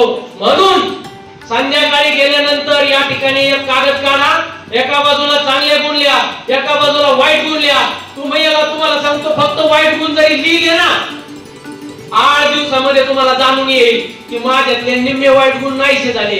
आणि तुमच्यात काय वाईट आहे तुम्हाला कळानाच, म्हणून ते नाहीच होत नाही. तुम्हाला ज्यावेळेस कळायला लागेल ना माझ्यात हे वाईट आहे, त्यावेळेस तुमच्यातले ते वाईट गुण निघून गेलेले असतील. हे मी खात्रीनं सांगतो. मित्रांनो, सांगण्यासारखं खूप आहे. अजून जरी 2 तास बोलायला लावलं तरी मी बोलू शकतो, पण या पोरांच्या चेहऱ्यावर मला दिसायला लागले की आता या ठिकाणी पायाला मुंग्या लागायला लागलेल्या आहेत. काय का नाही, पाय सरळ करण्याची गरज आहे. त्याच्यामुळे मी जास्त लांबण न लावता मी या ठिकाणी उत्तराधाराकडे या ठिकाणी येतो. मित्रांनो, फक्त जाता जाता एक गोष्ट सांगतो, तुमचे गुरुजन, तुमचे पालक या ठिकाणी कळकळीने काही गोष्टी सांगत असतात आणि त्यांचा उद्देश असतो की पोरांनी निदान ऐकून तरी घ्यावं.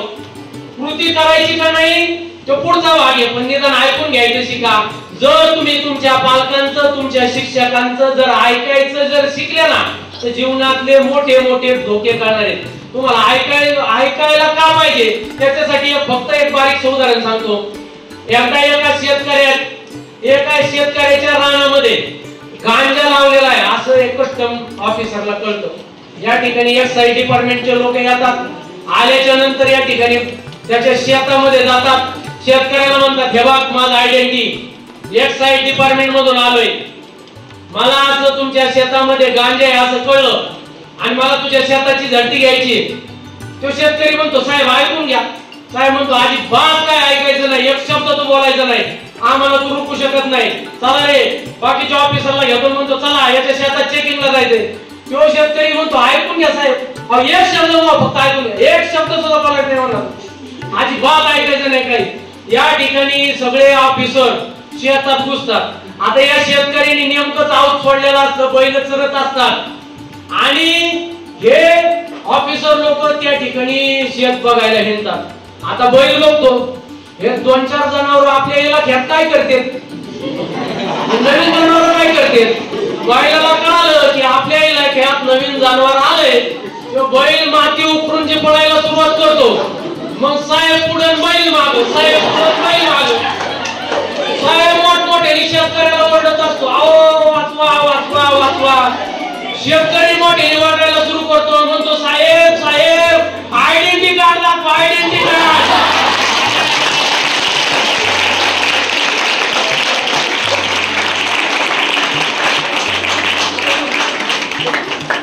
ते शेतकरी पहिल्यापासून साहेबाला तेवढंच सांगत होता. त्या शेतकऱ्याला हेच सांगायचं होतं, साहेब बैल सोडले तेवढे बांधू द्या. पण ते साहेब ऐकायला तयार होता का? मग ऐकलं नाही तर काय परिणाम होतो कळालं ना. म्हणून चांगलं काय वाईट काय हे ठरवण्याच्या अगोदर पहिलं ऐकायचं शिका. ऐकायला जर शिकले तर या ठिकाणी तुमच्या जीवनामध्ये कधीच लॉस होणार नाही. आणि मला खात्री आहे की तुमच्या या शाळेतला प्रत्येक विद्यार्थी या ठिकाणी ज्या क्षेत्रामध्ये जाईल, इथं जर दिलेल्या सगळ्या गोष्टी जर तुम्ही अंमलात आणायचं शिकले तर तुम्ही ज्या क्षेत्रामध्ये जातात त्या क्षेत्रामध्ये तुम्ही सक्सेस होऊ शकता आणि जगाला ठणकावून सांगू शकता की मी प्रत्येक वादळ पिलीन मला विश्वास आहे, मी प्रत्येक वादळ पिलीन मला विश्वास आहे. माझ्या पायाची जमीन आणि पाठीची आकाश आहे, पाय जमिनीत घट्ट होऊन मी सह्याद्री सारखा ताट आहे. आणि जाऊन सांगा त्या वादळांना या भाग्योदय विद्यालयाच्या छायाशी गाठ आहे. या भाग्योदय विद्यालयाच्या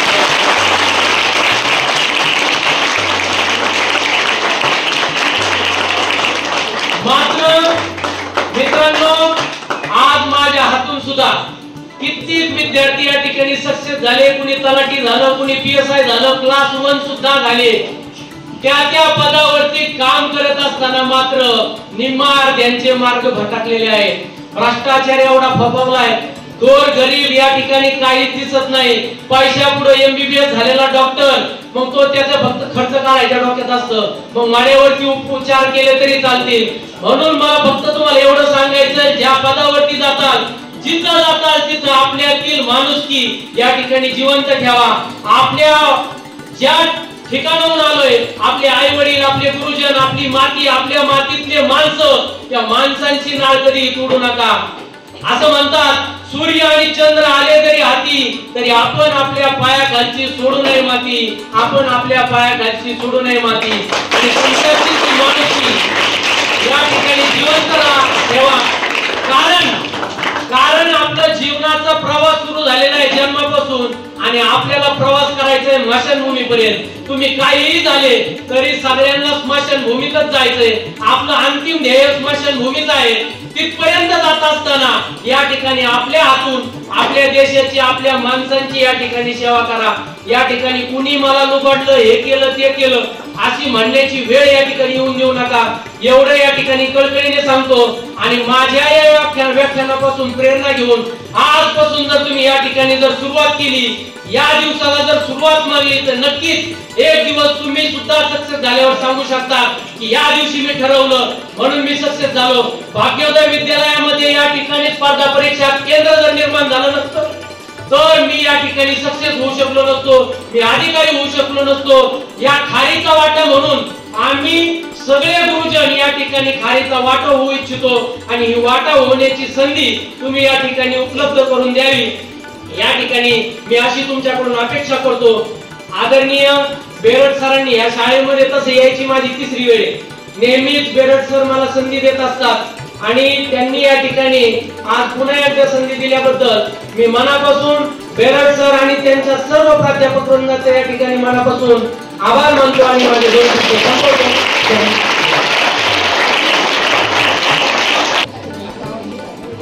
आधी मान देऊन या ठिकाणी सर आले, खूप असं मार्गदर्शन केलं, त्यांचा मनापासून धन्यवाद व्यक्त करतो. आणि यानंतर अध्यक्ष म्हणून आपल्या विद्यालयाचे सन्मान्य प्राचार्य श्री बेरड सर या ठिकाणी अध्यक्ष म्हणून थोडंसं हालचाल करून बसा, बऱ्याच वेळ झाला, दाटी वाटीने बसला.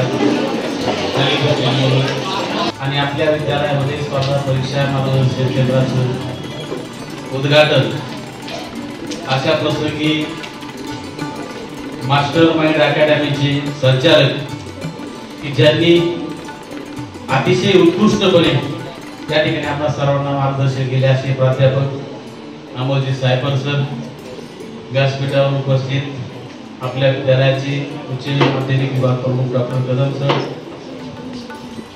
रेणुका माता प्राथमिक विद्यालयाचे मुख्याध्यापक नरवणे सर, प्राध्यापक Bhole sir, Pandule sir, Kandekar sir, 10वी वर्ग शिक्षक बारगर सर, शिक्षकेतर कर्मचारी, उपस्थित पालक बंधू भगिनी आणि विद्यार्थी मित्रांनो, जास्त वेळ सुरुवातीला सांगितलं, जास्त वेळ घेणार नाही, परंतु अगदी 2-3 मिनिटांमध्ये बोलतोय की सायबर सरांनी या ठिकाणी जुन्या काळातली शिक्षण पद्धती आणि आज झालेले जे काही बदल आहेत या बदलाला कशा पद्धतीने आपल्याला पुढच्या काळामध्ये सामोरे जायचंय या संदर्भाचं एक सविस्तरपणे या ठिकाणी आपल्याला मार्गदर्शन केलं. मित्रांनो, शिक्षण ही अखंड निरंतर चालणारी क्रिया आहे. मनुष्य जन्मल्यापासून मरेपर्यंत वेगवेगळ्या गोष्टीचं ज्ञान घेत असतो, वेगवेगळ्या गोष्टी शिकत असतो, अनुभव घेत असतो आणि या अनुभवातून आपण ज्ञान संपन्न करत असतो. शिक्षणामध्येही तसंच आहे. शिक्षणाचे जे वेगवेगळे टप्पे आहेत, प्राथमिक शिक्षणाचा टप्पा, माध्यमिक शिक्षणाचा टप्पा, उच्च माध्यमिक शिक्षणाचा टप्पा. तर आता तुमचा प्राथमिक आणि माध्यमिक शिक्षणाचा टप्पा संपलेला आहे. 11वीच्या विद्यार्थ्यांनी आता उच्च माध्यमिकच्या टप्प्यामध्ये प्रवेश घेतला आहे आणि म्हणून स्वागत आणि समारोप तुमच्या जीवनामध्ये पुढच्या काळामध्ये असणार आहे. प्रथमतः या नव्याने प्रवेश घेतलेल्या सर्व 11वीच्या विद्यार्थ्यांचं मी मनापासून सर्व आमच्या प्राध्यापकांच्या वतीने मी स्वागत करतो. त्याचबरोबर जे जुने आहेत 12वीचे विद्यार्थी यांचे आपण पहिल्या दिवशी स्वागत केले नवीन शैक्षणिक वर्षाची सुरुवात होत असताना. आपल्याला माहिती की शाळेमध्ये वर्षभरामध्ये विविध प्रकारचे उपक्रम आपण राबवत असतो. त्याचा हा स्पर्धा परीक्षेचा उपक्रम एक 2-3 वर्षापासून हळूहळू आपण तो फोकस लागलेला आहे की 2-3 वर्षापासून मुलांना माहिती व्याख्यान वगैरे असे देण्यात आलेले व्याख्यानांच्या माध्यमातून. 2 वर्षापूर्वी आपण 11-12च्या काही परीक्षा घेतल्या. मागच्या वर्षी निवड मंडळाची परीक्षा कशी असते, एमपीएससी ची परीक्षा कशी असते, फॉरेस्टची परीक्षा कशी असते, या परीक्षेच्या धर्तीवरती 4 परीक्षा घेण्यात आल्या. आमच्या सर्व प्राध्यापकांनी त्यांच्या गुणपत्रिका सुद्धा तपासल्या. याचा हेतू असा की उपस्थित पालक सुद्धा आहेत की आता हे काय शासनाने आम्हाला कंपल्सरी केलेलं आहे की तुम्ही स्पर्धा परीक्षा घेतल्याच पाहिजेत, मुलांना मार्गदर्शन केलंच पाहिजे, असं काय प्रत्येक शाळेमध्ये कंपल्सरी नाही. तरी पण त्या आता सरांनी दुसरी एक गोष्ट सांगितली की बरेचसे मुलं हे सायन्सचे मुलं स्पर्धा परीक्षेला सिलेक्ट होतात, परंतु तो जो काही समज म्हणा किंवा ते आपण आता मोडून काढलं पाहिजे. कलाच्या त्याच्या मुलांना एवढा काय वेळ मिळतोय, 12 वाजेपर्यंत शाळा आहे, 12 वाजेनंतर दिवसभर मुलं ही मोकळी, त्यांना प्रॅक्टिकल नाही, कुठं काहीच नाही. तर या मुलांनी जर संध्याकाळपर्यंत जर बसलं, एखादी लायब्ररी जॉईन केली, तिथं वाचन केलं, ही पुस्तकं वाचली, वाचन संस्कृती लोप पावत चाललेली. तुमच्यासाठी सगळ्यांसाठी ग्रंथालयामध्ये पुस्तकं आणली. मला दर महिन्याला ही देवाणघेवाण झालेली पाहिजे, कृती पाहिजे सगळी. लायब्ररी तुम्ही जॉईन करा, संगणकाचे काही कोर्सेस करा, दिवसभर म्हणजे सकाळी उठल्यापासून रात्री झोपेपर्यंत सगळ्यांनी नियोजन करायचं. कारण स्पर्धा परीक्षेमध्ये आपल्याला काहीतरी कलेक्टर व्हायचं, आयएएस व्हायचं किंवा अधिकारी व्हायचं ही सोपी गोष्ट अजिबात नाही. प्रचंड स्पर्धा आहे. बऱ्याचशा मुलांचा आपला समज होतो की आपण कलाशाखेला केला प्रवेश घेतला की निवांत झालं पाहिजे. पालकांना वाटतं की मुलांनी आता 11-12 होते, पुढे काय सगळ्यांना नोकऱ्या जातात. यांनी जर मनापासून शिक्षण घेतलं, एकही मुलगा वाया जात नाही, एकही मुलगा वाया जात नाही. मी तर म्हणताच मी त्या संदर्भात काय सांगणार नाही, भरपूर काय तुम्हाला माहिती सांगू शकतो, परंतु आता ती सांगण्याची वेळ नाही. तुमच्यासाठी कोणत्या स्पर्धा परीक्षा आहेत, आता आमच्या काळामध्ये माहिती सुद्धा नव्हतं काय स्पर्धा परीक्षा म्हणजे काय, ग्रॅज्युएट झाल्यानंतर कळायचं सगळं हे. पण त्यात आम्हाला अपयश आल्यामुळं आमच्या विद्यार्थ्यांना सुद्धा अपयश येऊ नये म्हणून आम्ही सुरुवातीपासून हे फाउंडेशन तयार केले. तुम्हाला काय लागले नेमकं, एमपीएससी काय, यूपीएससी काय, निवड मंडळ काय, सहभरती सेवा भरती काय, तर या सगळ्या प्रक्रिया तुम्हाला वर्षभरामध्ये सांगितल्या जाणार आहेत. माहिती मिळणार आहे तुमच्यासाठी एक संधी, आणि या संधीचं सोनं केलं पाहिजे. या ठिकाणी विद्यार्थी आहेत, पालक आहेत. मला फक्त 2-3 गोष्टी स्पष्टपणे सांगायच्या की कॉलेजला प्रत्येकाला कंपल्सरी आलंच पाहिजे, हे कंपल्सरी. थोडस आम्हाला वाईट वाटतं की सकाळपासून पालकांना फोन करावा लागतात, मुलं शाळेत आली की परत फोन करावा लागतात. अवघड काय त्याच्यामध्ये, मुलांनी जर 4 वर्षे काम केलं, 4 वर्षे 3-4 वर्षे मनापासून काम केलं, सकाळी उठल्यापासून रात्री झोपेपर्यंत, तर निश्चित त्यांना यश येईल. आणि एक वाक्य लिहून ठेवायचं, मी नेहमी सगळ्यांना सांगत असतो 11-12च्या मुलांना, तुम्ही जर रेग्युलर कॉलेज केलं, शिक्षकांनी सांगितलेली कामं जर नियमित केली, 4 वर्षाची सजा आणि आयुष्याची मजा, आणि 4 वर्षाची मजा आयुष्याची सजा. तुमच्या लक्षात आलं ना सगळ्यांच्या?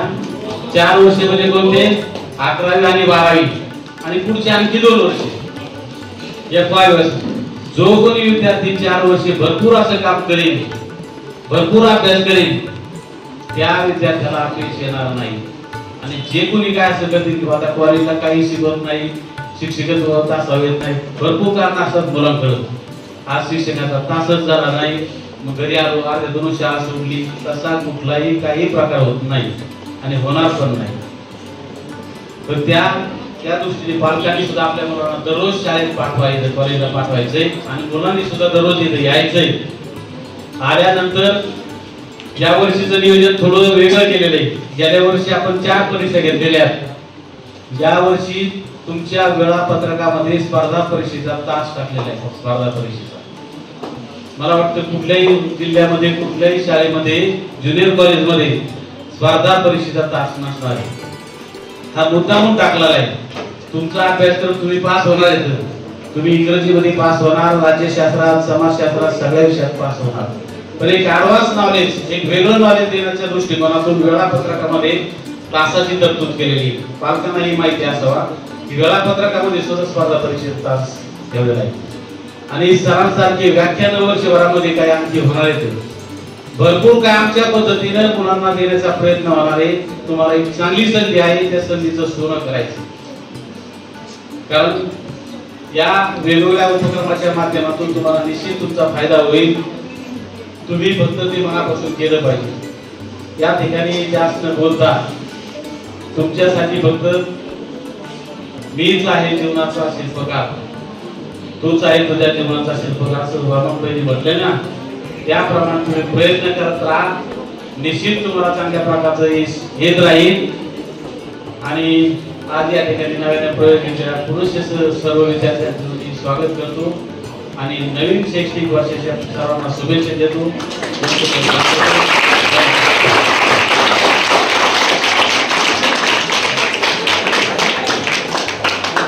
धन्यवाद सर. या ठिकाणी सरांच्या प्रयत्नातून या ठिकाणी खऱ्या अर्थाने एक चांगल्या कामाला या ठिकाणी सुरुवात झालेली आहे. आणि सरांनी या ठिकाणी सांगितले की तोच तुझ्या जीवनाचा शिल्पकार.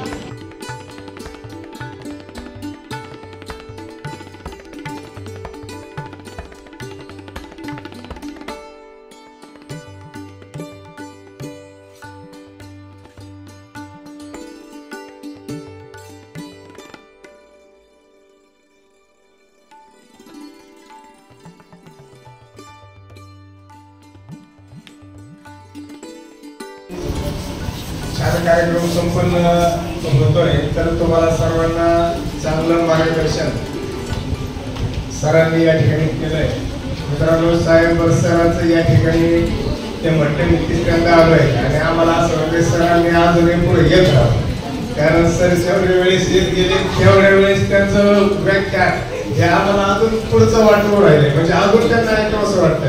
आणि नक्कीच त्यांनी एक शब्द दिलाय तुम्हाला की उद्या तुमच्यापैकीच कोणीतरी एक अधिकारी होईल आणि त्या व्यक्तीचा तो मुलगाच्या वेळेस अधिकारी होईल त्यावेळेस आमचं सर्वांचे म्हणजे एकदम आमचं ऊर अभिमानाने भरून येणार आहे. माझा कोणताही विद्यार्थी नापास झाला तरी आम्हाला खूप वाईट वाटतं आणि एखादा विद्यार्थी अधिकारी झाला पुढे भेटला तर आमचा आनंद असा असतो का तो पगारापेक्षाही मोठा असतो. म्हणजे पगाराशी त्याची तुलना करता येणार नाही. आणि सर्वच गोष्टी पैशाशी निगडीत नसतात. आता बेरड सरांनी या ठिकाणी जो निर्णय घेतला हे 14 वर्ष म्हणजे आमचं सुरू झालं. पण सरांची खूप इच्छा होती आपण आपल्या म्हणजे वर्गामधून कोणीतरी एक मुलगा जरी सक्सेस झाला तरी आपल्या आयुष्याचं चीज होईल. आम्हाला त्याच्यामध्ये खूप मोठं भूषण आहे. आणि सर पुढे आहेत, आम्ही सरांच्या सोबत आहे. सरांनी निर्णय घेतला का आम्ही तेवढ्या प्रामाणिकपणे तो निर्णय शेवटाला नक्कीच घेऊन जाऊ. आणि सरांचं जे स्वप्न आहे हे शाळेचं स्वप्न आहे, शाळेचं स्वप्न आहे ते आपल्या सर्वांचं स्वप्न आहे. म्हणून ही मुलं घडवण्याचं काम आमच्या शाळेत या विद्यालयामध्ये सरांच्या मार्गदर्शनाखाली नक्कीच होत राहील. म्हणून हा सुंदर कार्यक्रम सरांनी या ठिकाणी घडवून आणला. आज आपण दुहेरी कार्यक्रम आयोजित केला. अशा या गोड कार्यक्रमाचे प्रमुख पाहुणे म्हणून माननीय श्री अमोल सायंबर सर जे मास्टर माइंड त्यांचं नावच पहा, ते जे संस्था चालवतात त्याचं नावच मास्टर माइंड आहे. मित्रांनो, जिथं जगाचे विचार करण्याची शक्ती संपते तिथून पुढे मास्टर माइंडचे विचार सुरू होतात. म्हणजे त्यांच्या अकॅडमीचं नावच मास्टर माइंड आहे. आणि त्यांनी तुम्हाला जो स्ट्रोक दिला ज्ञानाचा तो नक्कीच आपल्याला सक्सेस करेल. सर या ठिकाणी आले, आपल्या सर्वांना मार्गदर्शन केलं त्याबद्दल सरांचं मी आपल्या विद्यालयाच्या वतीनं प्राचार्य साहेबांच्या वतीनं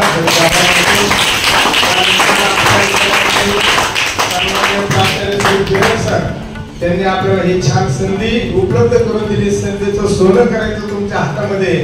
सरांनी संधी उपलब्ध करून दिल्याबद्दल सरांचं सुद्धा विद्यालयाच्या वतीनं आपल्या सर्वांच्या वतीनं आभार मानतो.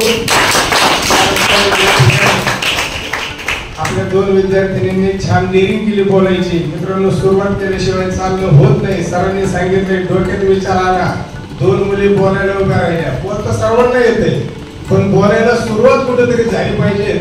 माझ्या 2 विद्यार्थिनींनी चांगली भाषणे केली. 11वीची विद्यार्थिनी ती आणखी उत्कृष्ट बोलली. 2 वर्षात आम्ही तिला अजून जास्त संधी देऊ. म्हणून या ठिकाणी भाषण करणाऱ्या मुली त्यांचा सुद्धा खूप खूप आभार. सर्वात महत्त्वाचं पालक वर्ग जो खरोखर उपस्थित राहिलाय आणि तुम्ही सुज्ञ पालक आहे. तुम्हाला तुमच्या मुलांची निश्चित काळजी. आता ज्यांचे पालक आले त्यांना काळजी असं नाही, कामामुळं आपण सर्वजण टाळाटाळ करतो, पण कामा एवढंच गरजेचं आपल्या मुलं आहे ज्यांच्याकरता तुम्ही कामाला जातात ती मुलं तेवढी गरजेची आहे. म्हणून तुम्ही इथं सक्तीने का व्हायला थांबल्या. काहींना त्या बळच थांबवलं, तेव्हा चालल्या होत्या. म्हटलं ताई फक्त थोडं 10 मिनिटं बसा. ताई 2 तास बसल्या. ताईचं पण आभार. सर्व पालक बंधू भगिनींचं मनापासून आभार व्यक्त करतो. त्यानंतर सर्व माझे विद्यार्थी मित्र, तुम्ही सर्वांनी शांततेने हा कार्यक्रम ऐकून घेतला त्याबद्दल तुमचं सर्वांचं हार्दिक आभार. माझे सहकारी शिक्षक मित्र पांडुळे सर नेहमीच उत्कृष्ट सूत्रसंचालन करतात, त्यांचा सुद्धा हार्दिक आभार व्यक्त करतो. आणि